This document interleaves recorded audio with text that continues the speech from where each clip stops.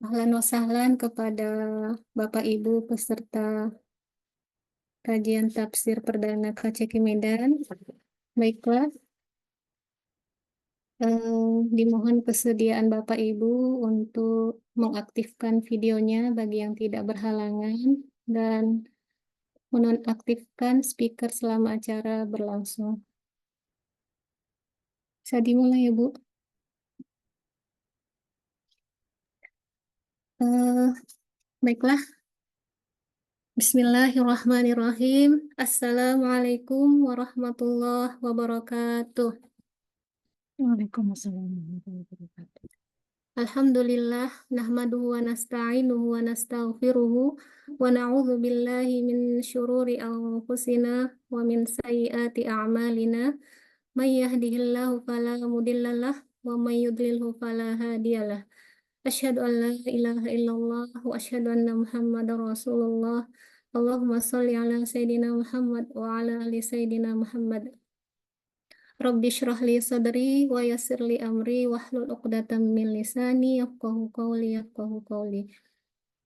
Yang terhormat Pembina Komunitas Cinta Quran Medan, Ibu Endang Supriyati Eskom.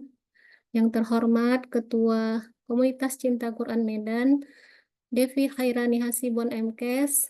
Yang terhormat pengurus dan siswa KCK Medan serta seluruh peserta kajian tafsir KCK Medan yang berada di ruang Zoom ini.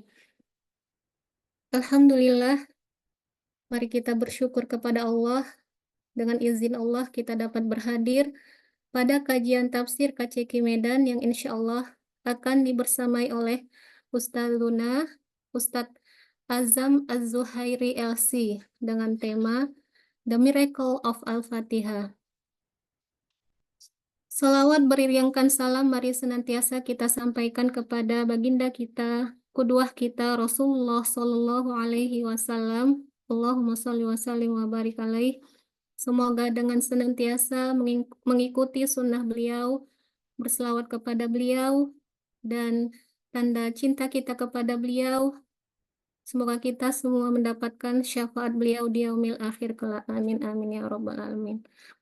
Baiklah, eh, ahlan wa sahlan kepada seluruh peserta kajian tafsir perdana KCK Medan. Semoga Allah menerima niat kita untuk menimba ilmu, khususnya yang berkaitan dengan Al-Quran. Izinkan saya memandu acara ini. Mari kita mulai kajian tafsir perdana Komunitas Cinta Quran Medan, The Miracle of Al-Fatihah dengan membaca basmalah. Bismillahirrahmanirrahim. Selanjutnya, mari kita simak taujih Rabbani yang akan dibawakan oleh siswi KCK Medan, yaitu saudari kita Nur Aina Siddiq. Kepada saudari kita Nur Aina Siddiq dipersilahkan.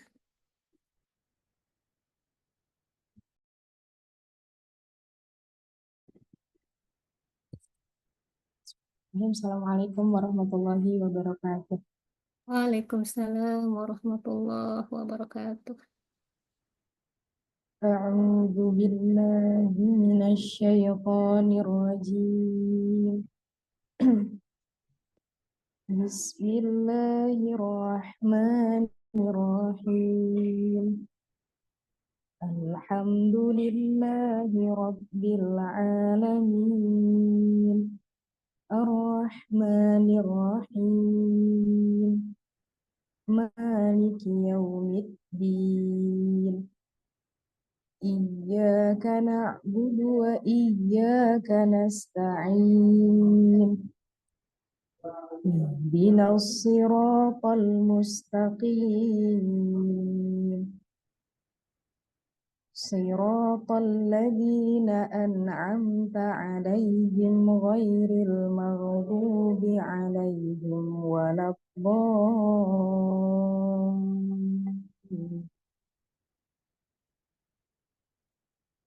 Aku berlindung kepada Allah dari godaan syaitan yang terkutuk dengan menyebut nama Allah yang Maha Pengasih lagi Maha Penyayang. Segala puji bagi Allah, Tuhan seluruh alam, yang Maha Pengasih lagi Maha Penyayang, pemilik hari pembalasan. Hanya kepada Engkaulah kami menyembah, dan hanya kepada Engkaulah kami memohon pertolongan. Tunjukilah kami jalan yang lurus, yaitu jalan orang-orang yang telah Engkau beri nikmat kepadanya, bukan jalan mereka yang dimurkai, dan bukan pula jalan mereka yang sesat. Shadaqallahul adzim. Assalamualaikum warahmatullahi wabarakatuh. Waalaikumsalam warahmatullahi wabarakatuh. Jazakillah khair kepada saudari kita Nur Aina Siddiq. Semoga dengan tilawah Al-Quran tadi Allah turunkan sakinah kepada kita, diliputi oleh rahmat Allah Subhanahu wa Ta'ala, dinaungi malaikat-malaikat, dan disebut-sebut kebaikan-kebaikan yang kita lakukan oleh Allah Subhanahu wa Ta'ala di hadapan makhluknya. Amin amin ya rabbal alamin. Baiklah, apakah Ustadz sudah berhadir? Sudah ya. Ahlan wa sahlan Ustadz telah berhadir di ruang Zoom ini. Ahlan, ahlan. Bagaimana kabarnya Ustadz? Alhamdulillah baik. Alhamdulillah. Bisa kita mulai Ustadz? Ya, insya Allah. Baik. Baiklah, sebelum kita menyimak materi kajian tafsir dari Ustadz, izinkan saya untuk membacakan sedikit profil singkat beliau.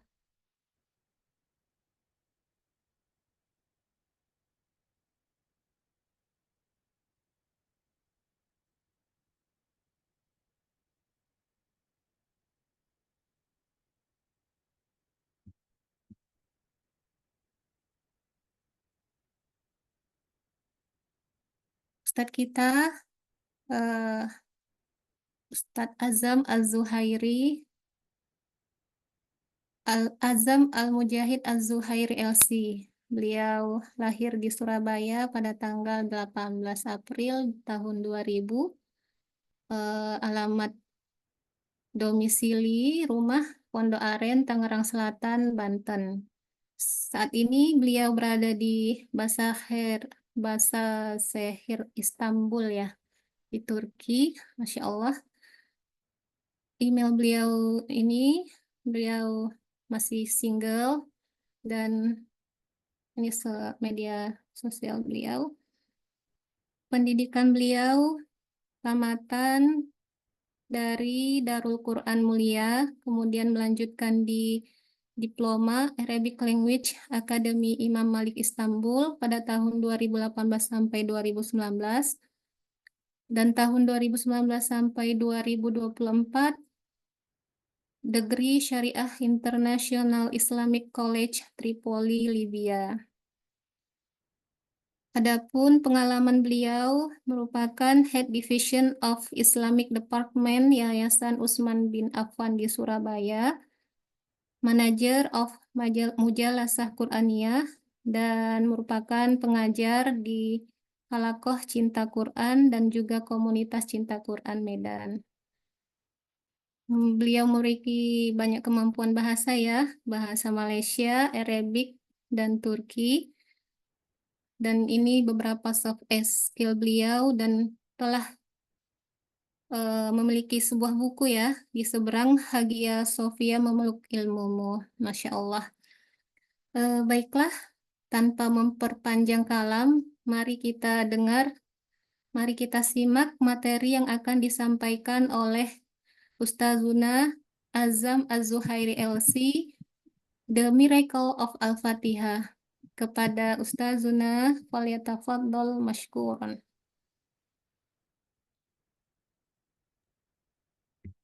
Ya, baik. Bismillahirrahmanirrahim. Suaranya terdengar jelas ya, insya Allah ya.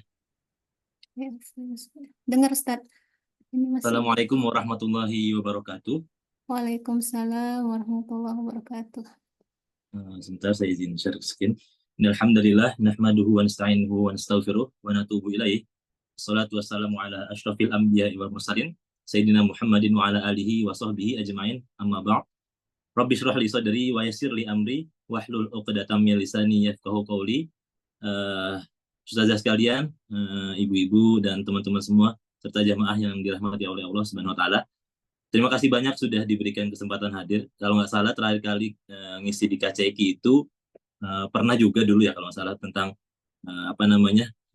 sebagai anak muda ngisi tentang bagaimana interaksi dengan Al-Quran dan lain sebagainya. Gen Z sebagai Gen Z kalau nggak salah dulu. Sekarang alhamdulillah diberikan kesempatan untuk pelan-pelan mengisi kajian tafsir tentang surat Al-Fatihah yang akan lebih banyak berfokus bukan ke tentang bahasanya ataupun makna secara mendalam surat Al-Fatihahnya, akan tetapi saya akan coba kolaborasikan antara bagaimana surat Al-Fatihah itu dan surat-surat lainnya. Nanti kita pelan-pelan akan sama-sama membahas surat-surat lainnya juga. Itu akan senantiasa relevan, akan senantiasa relate untuk perkembangan zaman gitu. Tidak akan pernah ada habisnya seperti itu. Itu yang akan kita coba bahas sedikit demi sedikit. Makanya harapan saya sebenarnya banyak anak-anak muda yang gabung sini. Kedepannya pelan-pelan sekarang kita coba dari ustazah dulu, kemudian ibu-ibu, nanti harapannya dari 28 orang yang hadir, 25 orang yang hadir sini bisa sama-sama menyebarkan, kemudian kita belajar bareng, kita sama-sama mendalami Al-Quran perlahan-lahan seperti itu. Yang pertama yang sudah pasti kita sampaikan puji serta syukur kita kepada Allah Rabb semesta alam yang senantiasa begitu banyak memberikan kenikmatan. Salah satunya yang paling penting adalah nikmat sehat. Karena kalau kita nggak sehat ya kita nggak akan bisa kumpul di malam dan sore yang berbahagia ini insya Allah. Kemudian yang kedua, salawat serta salam senantiasa kita curah limpahkan kepada baginda Nabi besar Muhammad SAW. Semoga kita termasuk ke dalam orang-orang yang mendapatkan syafaat dari Nabi Muhammad SAW di hari akhir kelak. Amin amin ya robbal alamin. Salah satunya adalah dengan wasilah Al-Quran seperti itu. Insya Allah pada malam hari ini seperti yang disampaikan oleh Ustazah Syafitri ya, kita akan membahas tentang The Miracle of Al-Fatihah, bagaimana keajaiban dari surat Al-Fatihah. Akan tetapi izin sampaikan bahwasanya di sini khususnya di Istanbul kurang lebih 35 menit lagi akan masuk waktu asar. Semoga keburu ya menghabiskan semua PowerPoint yang nggak banyak kok, tapi insya Allah saya coba sampaikan secara perlahan. Bentar saya izin share screen dulu.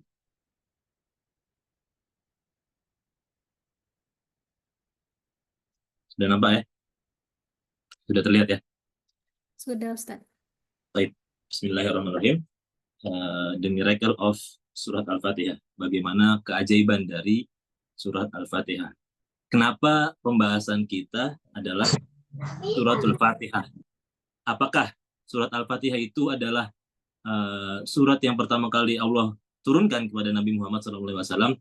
Atau apakah karena Surat Al-Fatihah itu adalah surat yang paling panjang di dalam Al-Quran, atau surat yang paling pendek, atau karena apa? Kenapa kita pilih pada pembahasan pertama ini adalah Surat Al-Fatihah? Yang pertama adalah karena Surat Al-Fatihah itu memiliki begitu banyak keistimewaan.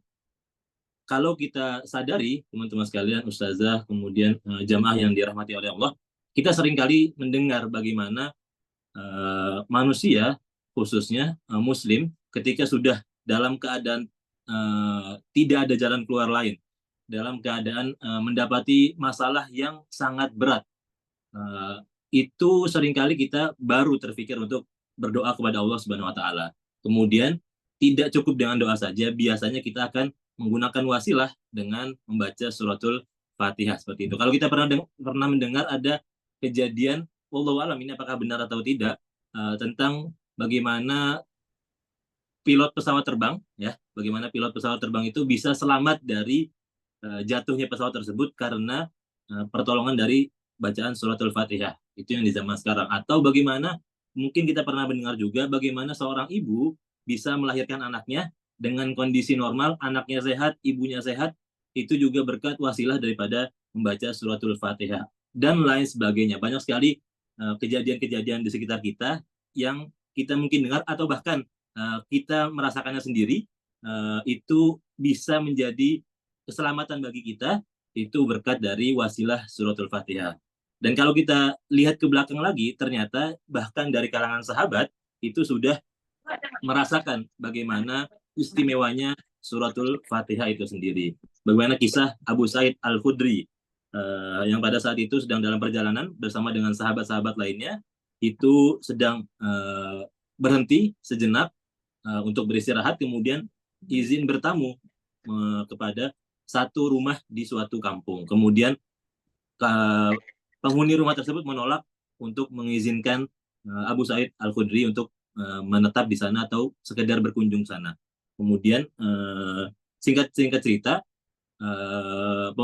pemilik rumah tersebut menyampaikan bahwasanya kepala suku mereka, orang pembesar mereka sedang mengalami gangguan. Di dalam riwayat ada yang disebutkan bahwasanya karena tergigit serangga, racun serangga, dan di riwayat yang lain karena ada gangguan lainnya. Kemudian Abu Sa'id Al-Khudri mendatangi orang tersebut dan membacakan suratul Fatihah dan akhirnya bisa sembuh dari penyakit tersebut. Kemudian kepala suku tersebut memberikan hadiah berupa 1 ekor kambing sebagai imbalan atas apa yang telah dilakukan oleh sahabat tersebut. Kemudian singkat cerita, para sahabat kembali ke kampung, kemudian bertemu dengan Rasulullah SAW dan menceritakan kisah tersebut. Dan Nabi Muhammad SAW tidak menafikan bahwasannya memang suratul Fatihah adalah salah satu surat yang bisa menjadi wasilah untuk ruqyah atau pengobatan alternatif dan lain sebagainya. Kemudian akhirnya Nabi Muhammad makan dengan kambing yang diberikan oleh kepala suku tersebut. Itu salah satu kisah dari sahabat Abu Sa'id Al-Khudri. Kemudian ada juga keistimewaan Al-Quran yang diberikan kepada Abu Mansur Al-Khayyat. Kalau saya baca seperti itu, beliau adalah salah satu qari yang masuk dalam surga itu karena wasilah daripada mengajarkan suratul Fatihah. Kalau kita pikir-pikir, kenapa kok bisa orang masuk surga hanya bermodalkan mengajarkan suratul Fatihah? Ternyata setelah kita sama-sama dalami, sama-sama pikirkan, ternyata dengan bermodalkan suratul Fatihah saja, itu kalau kita mengajarkan kepada satu orang, paling minimal orang tersebut akan mengamalkannya sebanyak 17 kali. Bagaimana sholat 5 waktu, di dalamnya ada kewajiban untuk membaca suratul Fatihah. Maka di dalam hadis secara makna disebutkan barang siapa yang mengajarkan kebaikan kepada orang lain atau mengajak kebaikan kepada orang-orang lain, maka ia akan mendapatkan pahala sebagaimana orang tersebut mengerjakannya dan mengajak orang lain juga tanpa mengurangi pahala orang tersebut. Jadi coba dibayangkan bagaimana suratul Fatihah yang 17 kali paling minimum diulang-ulang selama sehari itu bisa berimpact besar kepada kita dalam segi pahala seperti itu. Kemudian di kisah yang lain masih banyak lagi tentang bagaimana suratul Fatihah bisa menjadi obat dan bisa menjadi penyembuh atas musibah dan lain sebagainya. Kemudian sama-sama kita ketahui bahwasanya suratul Fatihah memiliki banyak sekali nama. Syekh Wahbah Al-Zuhaili berpendapat bahwa setidaknya ada 10 nama lain dari suratul Fatihah, dan 3 yang paling utama, yang paling masyhur adalah suratul Fatihah sebagai suratul Fatihah sendiri, yaitu surat pembuka, karena ia berada di halaman terdepan dari Al-Quran. Kemudian Ummul Kitab, yaitu induknya surat, bagaimana di dalam suratul Fatihah itu terdapat maqasid asasiyah lil kitab, terdapat tujuan utama dari adanya Al-Quran seperti itu. Kemudian Sab'ul Masani adalah 7 ayat yang diulang-ulang di dalam sholat 5 waktu. Itu 3 yang paling utama. Kemudian ada juga tentang bahwasanya suratul Fatihah itu adalah nama lainnya Asy-Syafi, penyembuh, kemudian dan lain sebagainya. Itu nama lain dari suratul Fatihah. Kemudian kita akan sedikit membahas, sebelum kita masuk ke pembahasan tentang ayat demi ayat dari suratul Fatihah, kita sama-sama mendalami tentang kenapa sih diturunkan surat Al-Fatihah, apa sebab turunnya, dan apa hikmah di baliknya. Dan kemudian nanti kita akan korelasikan dengan apa yang terjadi di kehidupan kita sehari-hari. Beberapa ulama berpendapat bahwasannya suratul Fatihah adalah surat yang diturunkan di Mekah. Kemudian beberapa ulama yang lain berpendapat bahwasannya suratul Fatihah tidak sepenuhnya diturunkan di Mekah, melainkan separuh di Mekah dan separuh di Madinah. Akan tetapi menurut Ibn Katsir, pendapat yang paling kuat adalah pendapat yang mengatakan bahwasannya suratul Fatihah adalah surat Makkiyah, seperti itu, diturunkan sebelum Nabi Muhammad SAW melaksanakan Isra Mi'raj, seperti itu. Eh, Surat ini turun sebelum Nabi hijrah, dan surat ini dalam riwayat dari Ali bin Abi Thalib radhiyallahu an bercerita bahwasannya Nabi Muhammad SAW, seperti yang sama-sama kita ketahui ya, dulu ketika pertama kali mendapatkan wahyu, bagaimana bergetarnya badan Nabi ketika mendapatkan wahyu pertama kali, merasakan ketakutan dan lain sebagainya, sampai kembali ke rumah dan meminta untuk diselimuti seperti itu. Saking ketakutannya Nabi Muhammad SAW ketika mendapatkan wahyu. Itu selevel Nabi Muhammad. Selevel Nabi Muhammad saja masih ada rasa takut. Maka kenapa kita harus menafikan bahwasannya kita sebagai manusia yang lemah pasti juga merasakan rasa takut. Makanya di poin pertama saya sampaikan bahwa Nabi Muhammad SAW merasakan ketakutan ketika mendapatkan wahyu berupa surat Al-Alaq 1 sampai 3, kemudian bahkan sampai ketika turunnya surat Al-Fatihah, Nabi Muhammad SAW juga ketakutan. Dikisahkan dalam sirah bahwasanya Nabi Muhammad SAW bercerita kepada Warokoh bin Naufal tentang apa yang belakangan ini ia rasakan, bahwasanya Nabi Muhammad seringkali mendengar suara-suara panggilan wahai Muhammad, wahai Muhammad, wahai Muhammad. Kemudian karena ia takut, akhirnya ia berlari meninggalkan suara tersebut. Kemudian Warokoh menyampaikan, wahai Muhammad SAW, janganlah engkau takut, tapi datangilah suara tersebut dan dengarkan apa yang disampaikan. Kemudian pada hari berikutnya akhirnya Nabi Muhammad melaksanakan anjuran atau saran dari Warokoh bin Naufal. Kemudian turunlah surat Al-Fatihah yang 7. Bismillahirrahmanirrahim. Alhamdulillahirabbil alamin. Ar-Rahmanirrahim. Maliki yaumiddin. Iyyaka na'budu wa iyyaka nasta'in. Ihdinas siratal mustaqim siratal ladzina an'amta 'alaihim ghairil maghdubi 'alaihim waladdallin. Amin. Itu adalah sabab nuzulnya ketika pertama kali suratul Fatihah turun kepada Nabi Muhammad Sallallahu Alaihi Wasallam. Jamaah yang dirahmati oleh Allah Subhanahu Wa Taala, ibu-ibu, ustazah sekalian, serta teman-teman yang sudah hadir di ruangan Zoom kali ini, kita pasti pernah mendengar faidza qara'tal Qur'an fasta'idz billahi minasyaitonir rajim. Apabila kamu membacakan Al-Qur'an, akan membacakan Al-Qur'an, maka berlindunglah kepada Allah dari setan yang terkutuk. A'udzubillahi minasyaitonir rajim. A'udzubillah, saya berlindung kepada Allah Rabb semesta alam, kepada Allah yang maha atas segala sesuatu, kepada Allah yang kuasanya, kekuatannya melebihi atas segala yang ada di dunia maupun di akhirat. Maka sudah sewajarnya bagi kita untuk senantiasa berlindung kepada Allah Subhanahu wa taala. A'udzu berasal dari kata aza ya'udzu, uztu bisyai' minasyai'. Saya berlindung kepada sesuatu dari sesuatu. Normalnya ketika seseorang memohon pertolongan, itu sudah pasti akan meminta pertolongan kepada zat atau sesuatu yang lebih hebat darinya. Ketika seseorang itu berlindung dari derasnya air hujan, maka ia akan berlindung di bawah pohon, yang mana pohon itu bisa menahan dari basahnya air hujan. Maka sudah fitrahnya manusia ketika ia memohon pertolongan atau berlindung kepada sesuatu, itu kepada sesuatu hal yang lebih hebat dan lebih banyak bisanya daripada manusia tersebut. Makanya a'udzubillahi minasyaitonir rajim. Aku berlindung kepada Allah minasyaitonir rajim, dari setan yang terkutuk. Asyaitonu huwa mustaq min syatona. Syaitan itu berasal dari perbuatan atau sifat, yaitu syatona, yang bermakna ba'uda. Jadi menurut Imam Al-Qurtubi, disebut syaitan karena ia menjauh dari kebaikan dan kebenaran. Oleh karena itu, segala hal yang menjauhkan daripada kebaikan itu bisa kita kategorikan ke dalam setan. Maka ketika kita ingin membaca Al-Quran, kemudian datang teman, kemudian datang suami, kemudian datang istri, yang menjadikan kita jauh dari Al-Quran, yang tiba-tiba, nggak tahu kenapa, tiba-tiba kita berhenti aja baca Al-Qurannya. Kalau ada anak kita, tiba-tiba nangis, apa sebagainya, itu secara bahasa bisa dimasukkan ke dalam kategori setan, walaupun secara makna itu belum tentu ya seperti itu. Maka syatona itu berarti menjauh daripada kebaikan. Ar-rajim yaitu bimana al-qatlu wal-la'nu wat-tardu, yaitu pembunuhan, pelaknatan, dan pengusiran, yang mana tiga hal itu adalah sifat daripada syaitan itu sendiri.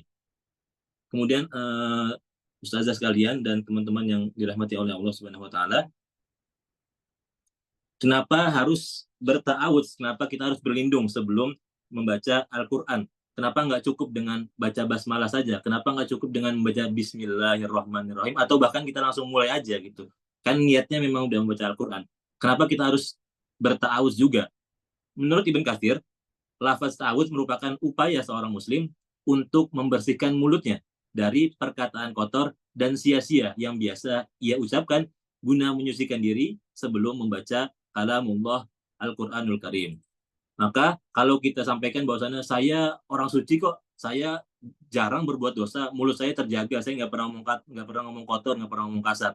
Tapi paling minimal kita pasti pernah melakukan atau mengatakan suatu hal yang sia-sia. Walaupun ia tidak bersifat negatif, tapi paling tidak perkataan yang kita keluarkan adalah perkataan yang sia-sia. Maka itulah tujuan dari kita berta'awudz, yaitu supaya mulut kita bisa bersih dari apa-apa yang dilarang oleh Allah Subhanahu wa Ta'ala. Kemudian pada akhirnya kita bisa membaca Al-Quran dengan hati yang tenang, dengan hati yang bersih, dengan pikiran yang jernih, dan jauh dari segala hal yang bersifat kemaksiatan atau yang tidak disukai oleh Allah Subhanahu wa Ta'ala. Teman-teman kalian, ustazah, ibu-ibu, dan jamaah yang dirahmati oleh Allah, insya Allah kita akan mulai pembahasan dari ayat pertama, Bismillahirrahmanirrahim, dengan menyebut nama Allah yang Maha Pengasih lagi Maha Penyayang. Kalau kita sadari, kalau kita pahami, dan kita lebih dalam lagi betapa istimewanya Al-Quran ketika ia memulai dengan sebuah pengharapan, dengan menyebut nama Allah yang Maha Pengasih lagi Maha Penyayang. Kalau kita lihat secara terjemah bebas, maka kita akan mendapati makna daripada Bismillahirrahmanirrahim adalah sebuah ikrar atau sebuah penyampaian bahwasanya kita akan memulai membaca suratul Fatihah ketika kita akan makan. Bismillahirrahmanirrahim. Saya berikrar bahwasanya saya akan makan dengan nama Allah yang Maha Pengasih lagi Maha Penyayang.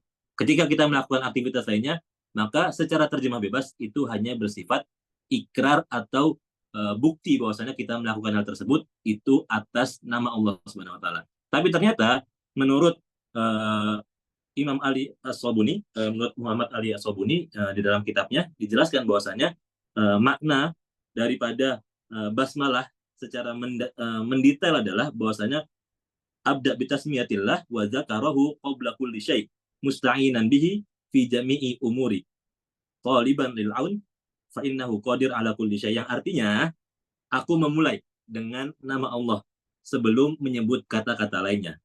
Jadi sebelum aku membaca Al-Quran, aku melafazkan kata Allah dulu, Bismillahi. Sebelum aku makan, aku melafazkan dengan kata Allah dulu, Bismillahirrahmanirrahim, baru Allahumma barik lana, seperti itu.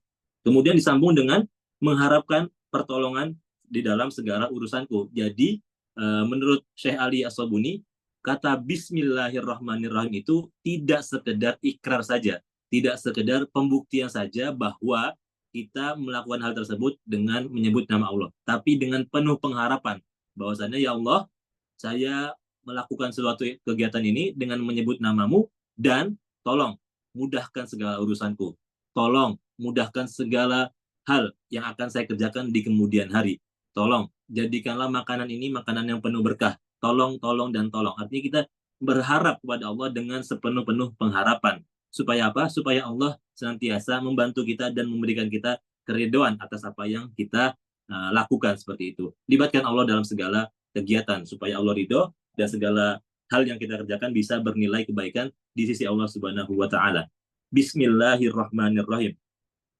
Fa innahu qadir ala kulli syai', sesungguhnya Allah Maha atas segala sesuatu. Allah mempunyai kuasa atas segala sesuatu. Maka lafaz Bismillahirrahmanirrahim, sekali lagi ayah ibu, kemudian teman-teman sekalian, jamaah yang dirahmati oleh Allah, bukan sekedar lafaz berupa ikrar saja, akan tetapi berupa doa dan pengharapan atas apa yang akan kita lakukan. Semoga Allah ridho, semoga Allah memberikan pertolongan atas segala yang kita kerjakan. Kemudian di dalam lafaz Bismillahirrahmanirrahim bukan hanya terdapat ayat yang singkat itu, akan tetapi ia merupakan mukjizat Al-Quran yang paling pertama, bahwasannya bagaimana Nabi Muhammad SAW ketika menyampaikan surat Al-Fatihah itu menjelaskan bahwasannya wahai kaumku, saya menyampaikan Al-Quran ini bukan dari mulut saya, dari pikiran saya, akan tetapi saya menyampaikan dari Allah Subhanahu wa Ta'ala secara lafaz dan makna. Jadi saya menyampaikan ini dengan menyebut nama Allah, bukan atas keinginan saya dan bukan atas hawa nafsu yang saya miliki. Ini menjelaskan bahwasanya Al-Qur'anul Karim 100% bukan tulisan atau karya Nabi Muhammad Shallallahu Alaihi Wasallam. Maka begitu banyak makna yang mendalam dari lafaz Bismillahirrahmanirrahim. Harapannya semoga saya dan jamaah teman-teman sekalian yang hadir di Zoom kali ini bisa senantiasa melibatkan Allah, kemudian melafazkan lafaz basmalah sebelum melakukan segala hal yang baik-baik, bukan hal yang negatif. Jangan kita mau mencuri kemudian kita memulai dengan lafaz basmalah, jangan. Jangan kita mau melakukan hal yang negatif kemudian kita memulai dengan lafaz basmalah, jangan. Tapi mulai segala hal yang baik-baik dengan menggunakan lafaz basmalah. Semoga apa yang kita kerjakan bisa bernilai kebaikan di sisi Allah Subhanahu wa Ta'ala. Jamaah, teman-teman, ayah bunda, kemudian ibu-ibu, ustazah yang dirahmati oleh Allah Subhanahu wa Ta'ala. Pada ayat berikutnya disampaikan alhamdulillahi rabbil alamin. Alhamdu, segala puji bagi Allah. Rabb semesta alam, segala puji bagi Allah, Rabb pemilik alam. Alhamdu bermakna segala puji atas segala nikmat yang Allah berikan tanpa terkecuali. Alhamdu menggunakan, kalau dalam bahasa Arab ya, ustazah sekalian, ada yang disebut dengan alif lam al-istighraqul jins, yang mana mencakup atas segala kenikmatan. Alhamdu adalah puji-pujian kita kepada Allah Subhanahu wa Ta'ala atas segala yang telah Allah berikan kepada kita. Kemudian apa beda alhamdu dengan asyukru? Kenapa di sini disebutkan alhamdulillahi rabbil alamin, bukan asyukrulillahi rabbil alamin? Ternyata beberapa ulama menyampaikan bahwasanya perbedaan antara alhamdu dengan asyukru adalah kalau alhamdu itu sifatnya lebih umum, sifatnya lebih luas, sifatnya lebih besar lagi dibandingkan dengan asyukru. Kalau asyukru itu hanya fokus kepada apa yang telah Allah berikan kepada kita berupa nikmat. Ya Allah, saya bersyukur atas nikmat yang kau berikan berupa nikmat sehat, kemudian berupa nikmat istri yang solehah, kemudian berupa nikmat suami yang soleh, kemudian ayah yang baik kepada anaknya, nikmat berupa anak yang berbakti kepada orang tuanya, dan segala hal nikmat lainnya. Tapi sifatnya hanya nikmat saja. Sedangkan alhamdu dalam bahasa Arab itu memiliki makna yang lebih dalam lagi, memiliki makna yang lebih luas lagi, memiliki makna yang lebih besar lagi, yaitu berupa puji-pujian kepada segala hal yang sifatnya lebih umum. Contoh, ketika kita memiliki teman yang dia mendapatkan juara di kelasnya, maka kita memujinya dengan lafaz alhamdu, bukan asyukru.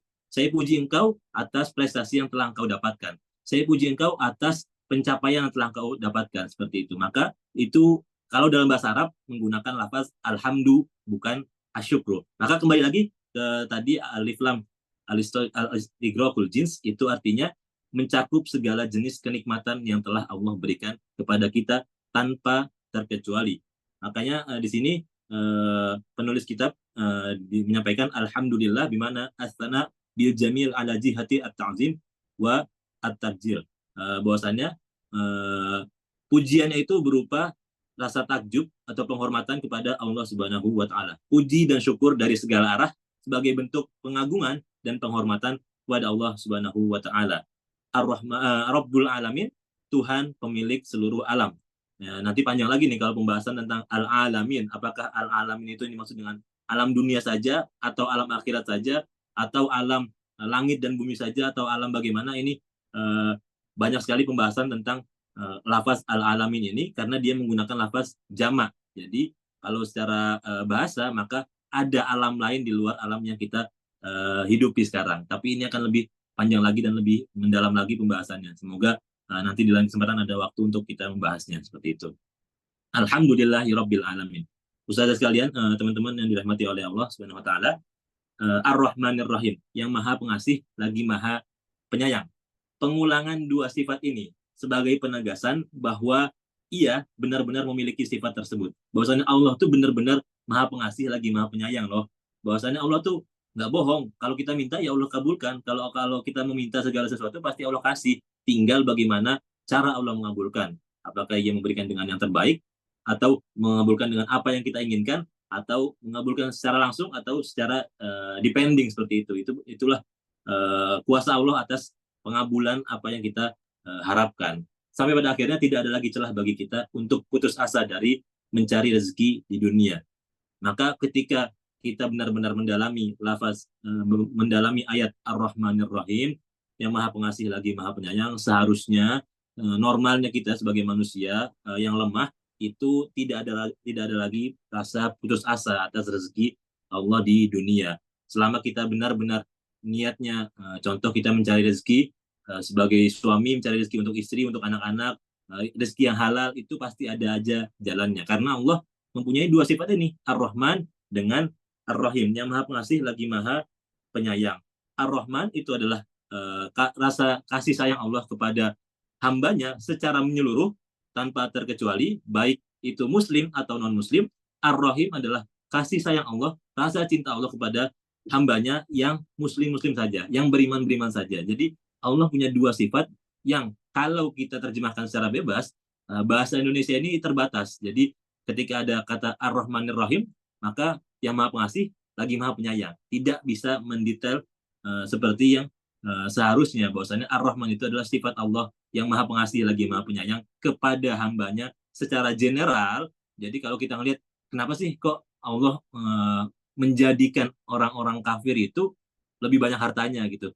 Kenapa kok kalau kita lihat ya 10 orang terkaya di dunia itu mayoritasnya adalah orang-orang non-muslim seperti itu. Itu salah satunya adalah bentuk kasih sayang Allah karena sifatnya Allah itu adalah Ar-Rahman. Kalau Allah mencabut sifat Ar-Rahman, artinya Allah nggak mau lagi tuh mengeneralisir rezeki yang ia berikan, ia hanya memiliki sifat Ar-Rahim saja, maka otomatis orang-orang non-muslim itu akan jatuh miskin seperti itu dan tidak ada rezeki lagi dan akhirnya meninggal karena kemiskinan. Tapi karena Allah punya dua sifat tersebut, Ar-Rahmanir Rahim, yaitu sifat baik hatinya kepada orang yang beriman ataupun yang tidak beriman, maka seperti sekarang ini Allah menjadikan salah satu bukti sayangnya Allah kepada orang kafir adalah nikmat hidup.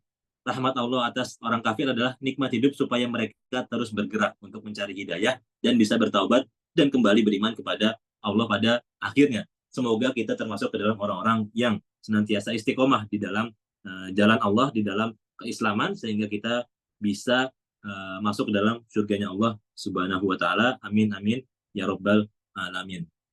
Teman-teman sekalian, ayah bunda, jamaah yang dirahmati oleh Allah Subhanahu wa Ta'ala, ayat berikutnya adalah Maliki Yaumiddin, yang menguasai hari pembalasan. Pujian atas sifat Allah, tadi kita sudah dengar ya. Alhamdulillah, pujian kepada Allah, alhamdulillahi. Yang pertama ada Rabbil Alamin, kepada Rabb semesta alam. Ar-Rahmanir Rahim, pujian kita karena Allah Maha Pengasih lagi Maha Penyayang. Ar-Rahmanir Rahim. Yang sekarang Maliki Yaumiddin, karena Allah menguasai hari pembalasan. Selama kita yakin bahwasannya Allah itu Malik atas Yaumiddin, bahwasannya Allah itu penguasa atas hari pembalasan, maka alhamdulillah itu layak untuk kita sematkan kepada Allah karena sifatnya yaitu Maliki Yaumiddin, yang menguasai hari pembalasan. Teman-teman sekalian, ayah bunda, ustazah sekalian yang hadir di Zoom meeting pada kali ini, seperti biasa kita mungkin sama-sama tahu ya bahwasanya kalau orang muslim, kalau orang mukmin ya sudah paketnya untuk percaya kepada rukun iman yang 6 itu. Sudah paketnya kita untuk mempercayai rukun Islam yang 5 itu. Akan tetapi banyak di luar sana yang seakan-akan mereka mempercayai bahwasannya ada yang namanya hari pembalasan. Akan tetapi kepercayaan itu tidak sejalan dengan apa yang mereka kerjakan. Gimana contohnya? Contohnya gini. Mereka mengatakan bahwasannya mereka beriman kepada Allah. Oke. Mereka mengatakan bahwasannya mereka percaya kepada hari pembalasan. Mereka percaya bahwa segala yang mereka kerjakan di dunia itu pasti akan dibalas pada hari akhir kelak, pada setelah hari kematian. Akan tetapi rasa percaya itu tidak dibarengi dengan amal soleh. Maka di mana bukti bahwasannya mereka percaya? Maka di mana bukti bahwasannya mereka meyakini akan adanya hari pembalasan? Mereka tetap minum minuman keras, mereka tetap meninggalkan sholat, mereka tetap enggan untuk bersedekah. Maka di mana bukti bahwasannya mereka itu percaya akan adanya hari pembalasan? Mereka percaya bahwasannya Allah itu ada, tapi mereka tidak percaya bahwasannya hari pembalasan itu ada. Maka satu paket yang tidak bisa kita pisahkan adalah man kana yu'minu billahi wal yaumil akhir. Barang siapa yang beriman kepada Allah dan beriman kepada hari akhir. Itu banyak sekali hadis yang menyampaikan seperti itu paketnya. Man kana yu'minu billahi wal yaumil akhir. Barang siapa yang beriman kepada Allah dan hari akhir, falyaqul khairan aw liyasmut, berkata baik atau diam, falyukrim dhaifahu, maka muliakanlah tamu dan lain sebagainya. Maka selama kita mempercayai bahwasanya Allah itu adalah pemilik hari pembalasan, maka rasanya sebenarnya hidup itu mudah-mudah saja. Maka kunci dari hidup tenang di dunia adalah dengan percaya bahwasanya Allah itu menguasai atas hari pembalasan. Kunci dari hidup tenang di dunia dan bahagia di akhirat adalah kita percaya bahwasanya Allah itu Tuhan kita yang pertama, kemudian yang kedua bahwasanya hari pembalasan itu nyata adanya. Sebuah permisalan yang simple dan sangat mudah untuk kita pahami adalah contoh ketika kita mempunyai target untuk yang bapak-bapak ya khususnya, atau yang ibu-ibu tapi bekerja dengan bos dan lain sebagainya. Ketika kita tahu bahwasanya yang memberikan assessment, yang memberikan kita izin untuk naik jabatan, ketika kita tahu bahwasanya itu adalah bos kita, maka yang harus kita lakukan adalah terus menjilat bos kita. Yang harus kita lakukan adalah terus berbuat baik kepada mereka. Yang kita lakukan adalah terus mendatangi bos kita, kemudian melakukan apa yang mereka sukai. Tujuannya apa? Supaya mereka mengizinkan kita untuk naik jabatan. Kemudian simpel lagi adalah ketika kita tahu bahwasanya di akhir nanti akan ada ujian kelulusan, dan kita tahu siapa yang memberikan soal, siapa yang menilai, itu adalah Ustadz Fulan atau Ustazah Fulanah, musyrif komunitas cinta Quran, itu yang memberikan ujian Al-Quran di akhir. Maka simple aja, deketin aja ustazahnya, deketin aja ustadznya, deketin aja musyrifnya, kemudian berbuat baik. Nah, itu insya Allah sedikit banyak, kalau kita nggak dapat nilai besar, paling minimum kita lulus, kan gitu. Walaupun kita nggak dapat surga yang paling tinggi, paling nggak kita masuk surga dulu aja, gitu. Contoh, kalau untuk berbuat baik atau beribadah sehari semalam tanpa bermaksiat, kayaknya susah deh untuk bisa melakukan itu. Ya udah, kita paling nggak tinggalkan maksiat aja. Selama bos kita, bos tanda kutip ya, kalau di dalam dunia yang realita itu adalah Allah, selama Allah ridho, ya udah. Walaupun kita masuk ke surga yang paling rendah, tapi tetapnya surga. Walaupun kita masuk ke dalam pintu yang paling mepet-mepet dengan pintu neraka, tapi itu tetapnya surga gitu. Maka kalau kita sudah tahu bahwasanya yang menguasai hari pembalasan itu adalah Allah, maka jangan pernah jauhi Allah, jangan pernah tinggalkan Allah, jangan pernah melakukan satu aktivitas pun yang tidak melibatkan Allah sama sekali. Karena kita sudah tahu dan kita percaya, kita yakin bahwasanya segala yang kita lakukan akan ada balasannya, dan yang memberikan balasan itu adalah Allah Subhanahu wa Ta'ala. Maka poin dari ayat Maliki Yaumiddin adalah poin pengabdian kepada Allah Subhanahu wa Ta'ala sebagai bukti bahwasanya kita percaya dan kita yakin atas adanya hari pembalasan setelah hari kehidupan kita sekarang, seperti itu. Kemudian jamaah dan ustazah serta teman-teman yang diberkahi oleh Allah Subhanahu wa Ta'ala, ayat berikutnya adalah iyyaka na'budu wa iyyaka nasta'in. Hanya kepada Engkaulah kami menyembah dan hanya kepada Engkaulah kami memohon pertolongan. Di dalam ayat lain disebutkan wa ma khalaqatul jinna wal insa illa liya'budun. Tidaklah aku ciptakan manusia dan jin dan manusia kecuali hanya untuk beribadah kepada Allah Subhanahu wa Ta'ala. Maka di dalam ayat ini ada banyak sekali poin menarik yang bisa kita bahas. Kita akan bahas satu persatu. Yang pertama adalah kenapa Allah mendahulukan objeknya, kenapa Allah mendahulukan maf'ulunnya, kenapa Allah mendahulukan orangnya sebelum perbuatannya. Iyyaka na'budu. Kenapa enggak na'buduka, tapi iyyaka na'budu? Kenapa Allah dahulukan tersebut? Itu karena Allah ingin memberikan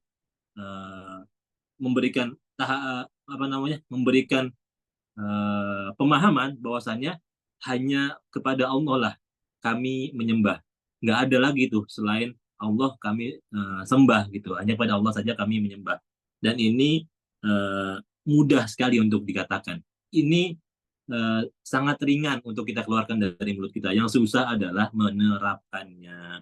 Bagaimana bukti bahwasanya kita hanya menyembah pada Allah, sedangkan ketika azan berkumandang kita masih main game. Ketika azan berkumandang kita masih sibuk dengan komputer kita. Ketika azan berkumandang kita masih banyak melakukan aktivitas-aktivitas lainnya. Terus di mana bukti bahwasanya kita hanya menyembah Allah? Kalau kita hanya menyembah Allah, maka sesembahan lainnya akan kita tinggalkan. Laptop kita, gadget kita akan kita tinggalkan ketika uh, Tuhan kita, ketika Rob kita memanggil, maka kita akan segera menjumpai mereka. Akan tetapi nyatanya susah, bahkan untuk saya sendiri juga masih terus senantiasa berusaha belajar supaya bisa menjadikan ayat ini, iyyaka na'budu ini bisa menjadi ayat pedoman kita, bahwasannya benar-benar hanya Allah yang kita sembah. Iyyaka na'budu. Itulah kenapa Allah mendahulukan objek sebelum pekerjaannya. Hanya kepada Engkaulah kami menyembah, dan hanya kepada Engkaulah kami memohon pertolongan. Kemudian yang kedua adalah kenapa Allah mendahulukan na'budu sebelum nasta'inu. Na'budu itu artinya menyembah, kami menyembah, sedangkan nasta'inu kami memohon pertolongan. Kenapa Allah mendahulukan na'budu sebelum nasta'inu? Ternyata bahwasannya adalah karena sebelum kita meminta kepada Allah, bahkan nggak perlu jauh-jauh ke Allah. Sebelum kita meminta kepada bos kita, sebelum kita meminta kepada umi kita, sebelum kita meminta kepada orang tua kita, yang pertama kali kita lakukan adalah kita menyelesaikan kewajiban kita sebagai anak, contohnya. Kita menyelesaikan kewajiban kita sebagai karyawan, contohnya. Kita menyelesaikan kewajiban kita sebagai bawahan terlebih dahulu sebelum kita meminta pertolongan kepada bos kita, sebelum kita meminta imbalan yang lebih besar kepada atasan kita. Maka sudah sebagai normanya, sudah sebagai adabnya adalah bahwasanya sebelum kita meminta, maka berikan dulu kewajiban kita, selesaikan dulu kewajiban kita, na'budu dulu, baru nasta'inu. Maka itu adalah penyebab kenapa Allah mendahulukan na'budu sebelum nasta'inu. Kemudian yang ketiga, kalau kita sadari bahwasanya dari tadi alhamdulillahirabbil alamin, segala puji bagi Allah Rabb semesta alam, Ar-Rahmanir Rahim, Dia yang Maha Pengasih lagi Maha Penyayang, Malik Yaumiddin yang menguasai hari pembalasan. Semuanya menggunakan point of view orang ketiga, menggunakan point of view dia, he, she, it. Nah, poin yang ketiga, point of view orang ketiga. Akan tetapi pada ayat yang ini Allah tukar point of view-nya menjadi orang yang kedua. Bagaimana? Iyyaka na'budu, hanya kepada Engkaulah ya Allah, hanya kepada Kamulah ya Allah kami menyembah. Bukan lagi hanya kepada Dialah, bukan seakan-akan kita sedang bercerita kemudian mengatakan hanya kepada Dialah, Dianya adalah Allah.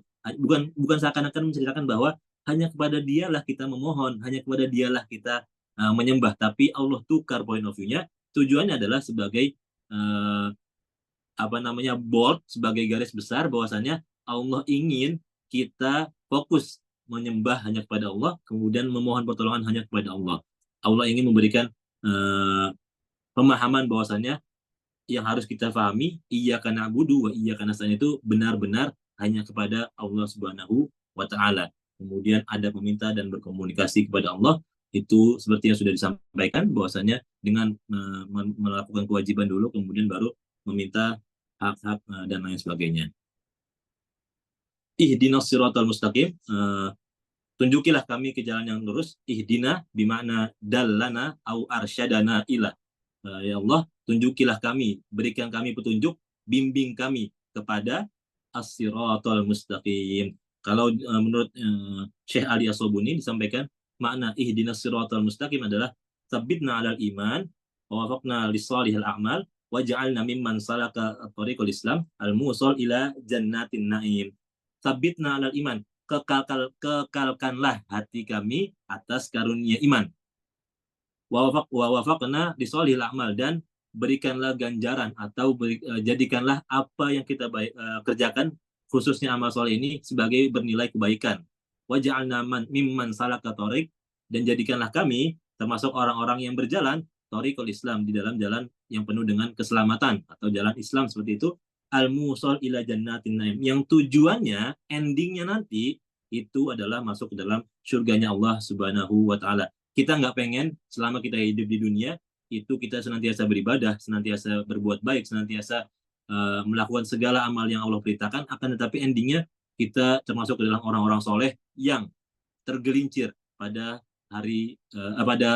nafas terakhirnya, tergelincir di dalam kemaksiatan pada Allah Subhanahu wa Ta'ala, dan justru menjadikan kita masuk ke dalam nerakanya Allah. Kita tidak ingin seperti itu, tapi kita ingin menjadi ahli maksiat yang endingnya bisa masuk ke dalam surganya Allah karena memberikan minum kepada seekor anjing. Kita ingin kita dimatikan ke dalam husnul khotimah. Semoga kita masuk ke dalam orang-orang yang termasuk ke dalam husnul khotimah. Amin amin ya rabbal alamin. Allah pemilik hati dan pembolak-balik hati. Maka mintalah agar hati kita tetap istiqomah berada di jalan yang benar. Kita mungkin kalau ngelihat circle kita sekarang circle hebat, penghafal Al-Quran semua, lingkungan kita lingkungan yang mendukung untuk murojaah, lingkungan kita lingkungan yang mendukung untuk senantiasa berbuat baik. Tapi ini sekarang justru kalau gitu berdoanya, ya Allah matikan saya sekarang dong, mumpung dapat circle yang baik gitu. Tapi doanya adalah, ya Allah kekalkanlah hati kami agar senantiasa berada di dalam jalan keimanan kepada Allah. Karena siapa yang menjamin 2 tahun lagi, 3 tahun lagi, lingkungan kita berubah, circle kita berubah. Kalau ibu-ibu yang suaminya kerjanya pindah-pindah, siapa yang bisa menjamin bahwasannya ketika suaminya pindah kerja, dapat lingkungan yang bagus juga?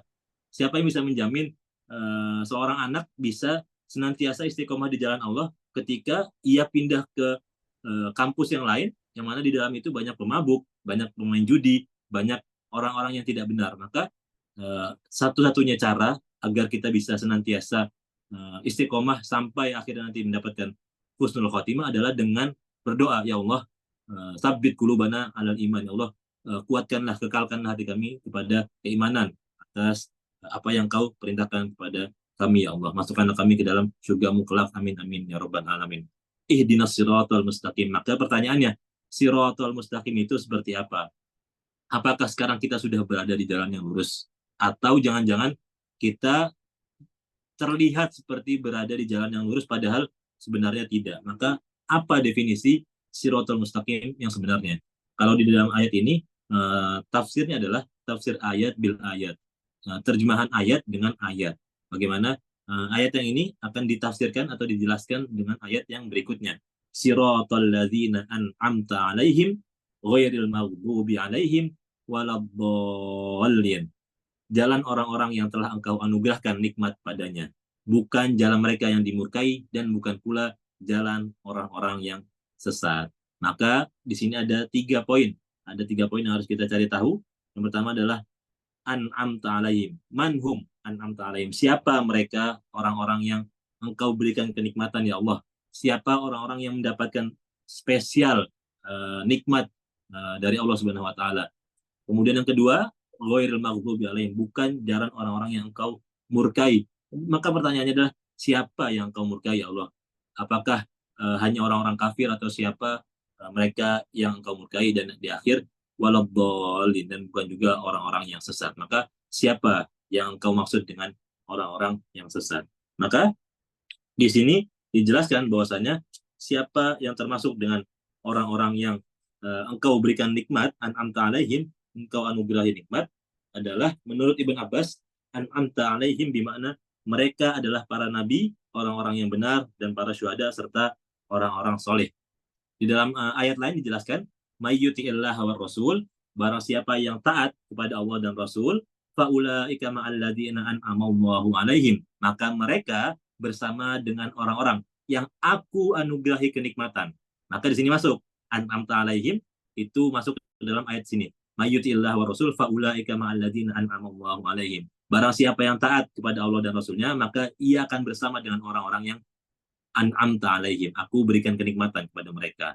Maka kita baca aja ayat selanjutnya. An'amallahu 'alaihim minan nabiyyina was-siddiqina wasyuhada'i was-shalihin wa hasuna ulaika rafiqa. Maka orang-orang yang Allah berikan anugerah berupa nikmat adalah para anbiya, para nabi-nabi Allah, para siddiqin, orang-orang yang benar, wasyuhada, para syuhada, dan orang-orang soleh, wassolihin, wa hasuna ulaika rafiqa, dan mereka akan mendapatkan posisi yang tertinggi. Maka jawabannya adalah siapa yang dimaksud dengan an'amta 'alaihim, orang yang Engkau anugerahkan, ya Allah, ternyata adalah nabi-nabi Allah, orang-orang yang benar, para syuhada, dan orang-orang soleh. Semoga kita bisa termasuk ke dalam kelompok orang-orang yang bersama dengan mereka. Kalau kita rasa kayaknya doa kita terlalu tinggi untuk masuk ke dalam kategori siddiqin wasyuhada wassolihin, ya udah nggak apa-apa, kita doa aja semoga kita termasuk ke dalam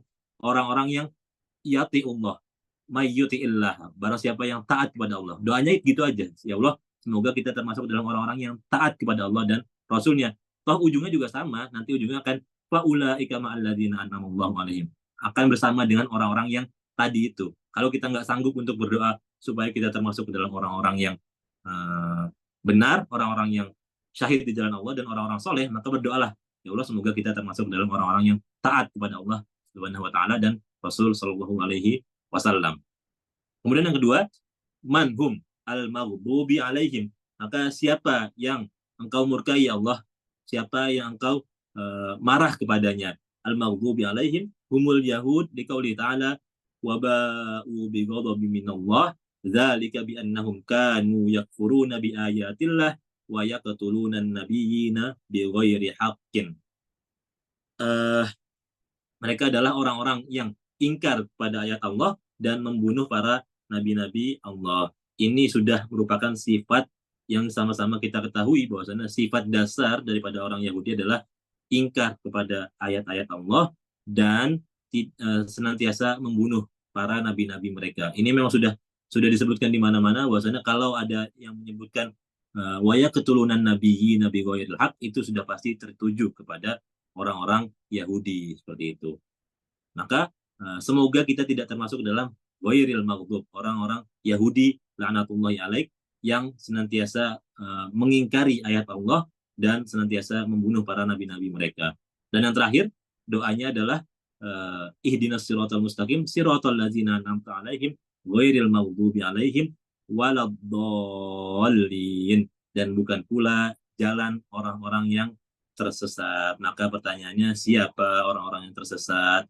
Jawabannya adalah menurut kitab ini, menurut Imam Ali As-Sabuni dijelaskan bahwasanya mereka adalah an-nasara. Di qauli ta'ala, dari ayat Allah lainnya, wala tattabi'u ahwa'a qaumin qad dhallu min qablu wa adallu katsira wa dhallu an sawa'is sabil. Dan janganlah kamu mengikuti keinginan mereka, keinginan kaum-kaum yang senantiasa tersesat, senantiasa menyesatkan dan senantiasa tersesat, karena pada akhirnya mereka akan tersesat dari jalan yang benar. Semoga kita senantiasa bisa istiqomah berada di siratal mustaqim, jalan yang lurus, siratal ladzina an'amta alaihim ghairil maghdubi alaihim waladdallin. Jalan yang engkau anugerahkan nikmat kepadanya, yang kalau kita artikan ternyata para nabi-nabi Allah, para orang-orang benar, para syuhada dan para orang-orang soleh. Semoga kita masuk ke dalamnya dan tidak termasuk ke dalam orang-orang yang Allah benci, Allah marah kepadanya, dan Allah menyesatkan mereka. Waladdallin, amin. Itu yang bisa saya sampaikan. Kurang lebihnya mohon maaf. Al-haqqu min rabbika fala takunanna minal mumtarin, karena di sini sudah masuk waktu asar juga. Insyaallah yang baik datangnya dari Allah, yang salah datangnya dari saya pribadi. Mohon dimaafkan. Assalamualaikum warahmatullahi wabarakatuh. Waalaikumsalam warahmatullahi wabarakatuh. Alhamdulillah, luar biasa keajaiban surah Al-Fatihah yang telah disampaikan oleh Ustadz Azam Az-Zuhairi LC. Izin Ustadz, apakah masih bisa satu pertanyaan atau diskusi atau bagaimana? Sudah masuk waktu asar ya di sana? Iya, sudah masuk. Satu mungkin masih bisa. Satu boleh ya Ustadz?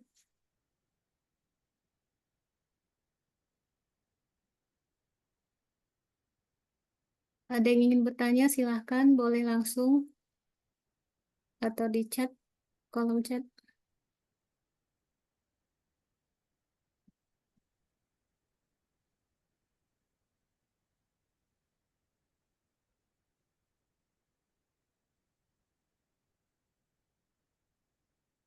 Nah, di sini sudah masuk juga tadi 5 menit yang lalu.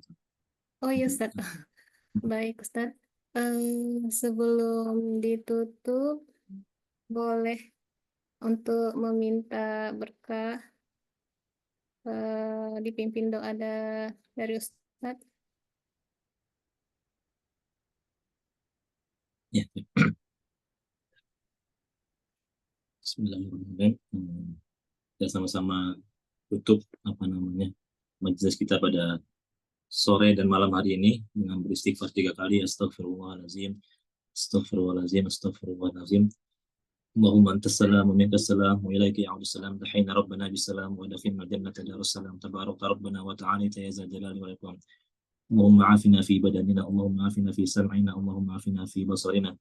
اللهم إنا نسألك سلامة في الدين وعافية في الجسد وزيادة في العلم وبركة في الرزق وتوبة قبل الموت ورحمة عند الموت ومغفرة بعد الموت. اللهم هون علينا في سكرات الموت، اللهم هون علينا في سكرات الموت، اللهم هون علينا في سكرات الموت، والنجاة من النار، والنجاة من النار، والنجاة من النار، والعفو عند الحساب.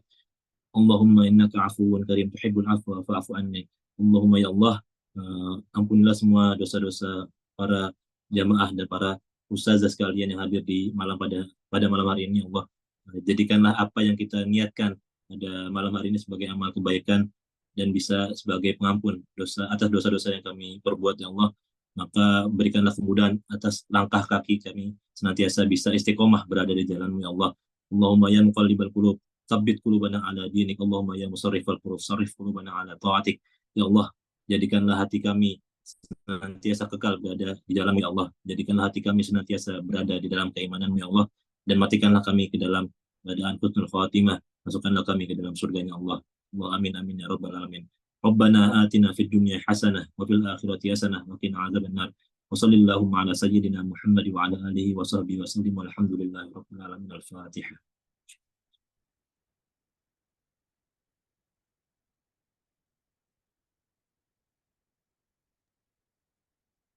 Jazakumullah khair kepada Ustadz. Semoga ilmu yang telah disampaikan bermanfaat menjadi amal jariah bagi Ustadz dan bermanfaat dan bisa kita semua amalkan. Amin amin ya rabbal alamin. Ustadz boleh meninggalkan ruang Zoom. Baik. Jazakumullah khairan. Assalamualaikum warahmatullahi wabarakatuh. Waalaikumsalam warahmatullahi wabarakatuh. Baik, bagi Bapak Ibu yang belum mengisi Google Form, silakan diisi. Dan sebelum kita tutup acara ini, mohon boleh dibuka videonya ya untuk dokumentasi.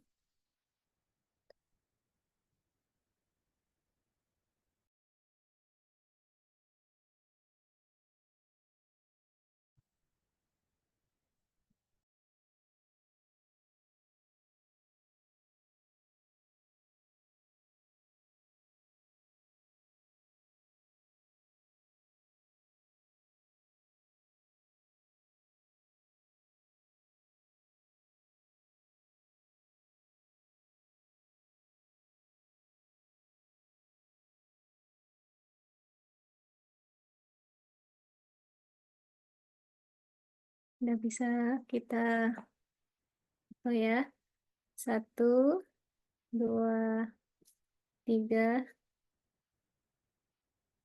slide 1 lagi.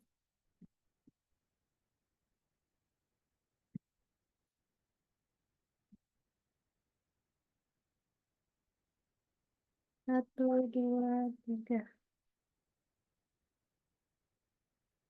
Terima kasih kepada Bapak Ibu yang telah berhadir. Mohon maaf dari panitia bila ada salah dan hilaf. Astagfirullahaladzim. Mari kita tutup dengan istighfar. Astagfirullahaladzim, astagfirullahaladzim, astagfirullahaladzim. Doa kafaratul majelis. Subhanakallahumma wa bihamdika asyhadu an la ilaha illa anta astaghfiruka wa atubu ilaik. Wabillahi taufiq wal hidayah. Assalamualaikum warahmatullahi wabarakatuh. Terima kasih Waalaikumsalam semuanya. warahmatullahi wabarakatuh. Jazakumullah. Waalaikumsalam warahmatullahi wabarakatuh. Izin live. Jazakumullah teman-teman semuanya.